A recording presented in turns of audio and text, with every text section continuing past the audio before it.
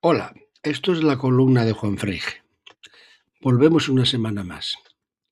En esta ocasión voy a empezar recomendando, para la terapia de estos días, la lectura de La rebelión del Atlas, obra de Ayn Rand, que fue una mujer empoderada avant la lettre, como se suele decir, porque se adelantó en muchas cosas a su tiempo. Si bien no está bien vista en el contexto del nuestro y tal vez por ello ha sido casi olvidada, a pesar de su índole de mujer que hoy llamaríamos empoderada. En uno de los diálogos de La rebelión del Atlas, novela escrita en los años 50 del siglo XX, que supone una increíble anticipación de lo de ahora, y por eso recomiendo su lectura, uno de los personajes afirma, y abro comillas, los hombres no se muestran dispuestos a admitir la verdad o la razón. No puede llegarse a ellos con argumentos racionales. La mente carece de fuerza en esta lucha. Sin embargo, hay que contender. Si queremos conseguir algo, tenemos que engañarlos a fin de que nos dejen realizar la tarea, u obligarlos.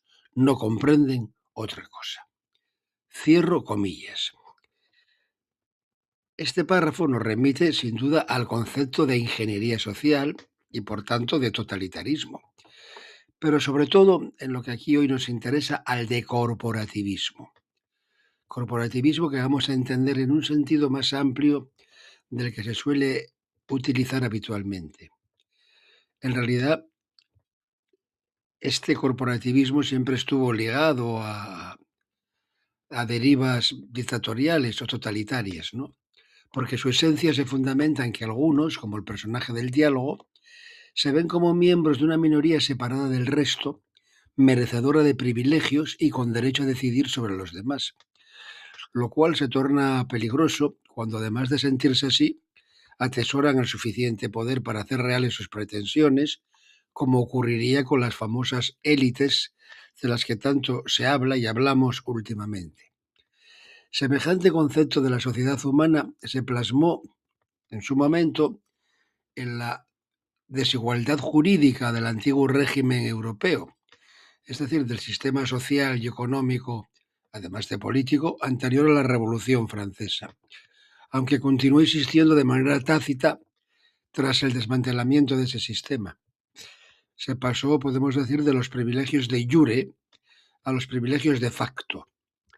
Pues bien, ese corporativismo social está más vivo de lo que se cree, tal como se advierte si se bucea un poco por debajo de lo superficial y aparente.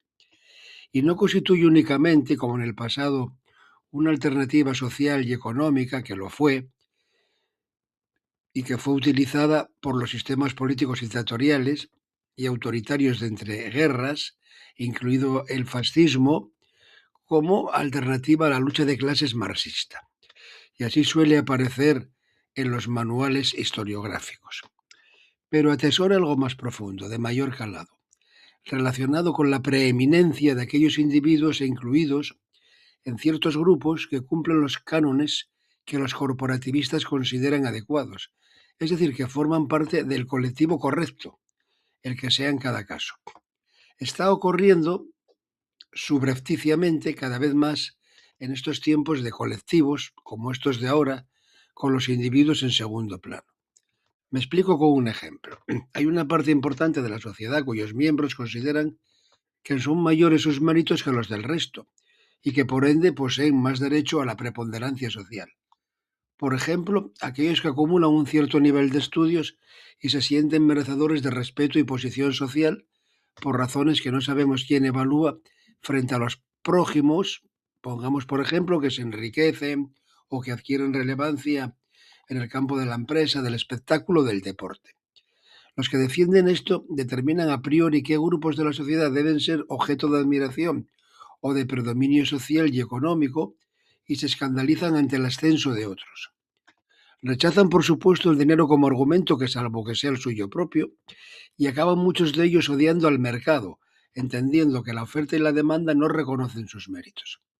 Es en el fondo el viejo clasismo, redivivo ahora con otro aspecto y otros argumentos, porque en esencia viene a decir que todos, o la gran mayoría, exceptuados los elegidos, somos menores de edad y conformamos un gran hormiguero que debe ser ordenado con precisión y mano firme, borrando, por supuesto, la individualidad en beneficio del colectivo. Lo de siempre hasta hoy, y sigue. El corporativismo actual está en la izquierda y en la derecha, aunque algo más en la primera. Habita en realidad allí donde prevalece el rechazo de la libertad, sea personal, política o económica. Son los enemigos del comercio, siguiendo la trilogía de Antonio Escootado, otra lectura que asimismo recomiendo. Basta con observar un poco lo que nos rodea para hallar múltiples ejemplos. Lo dejo aquí para que sirva de reflexión.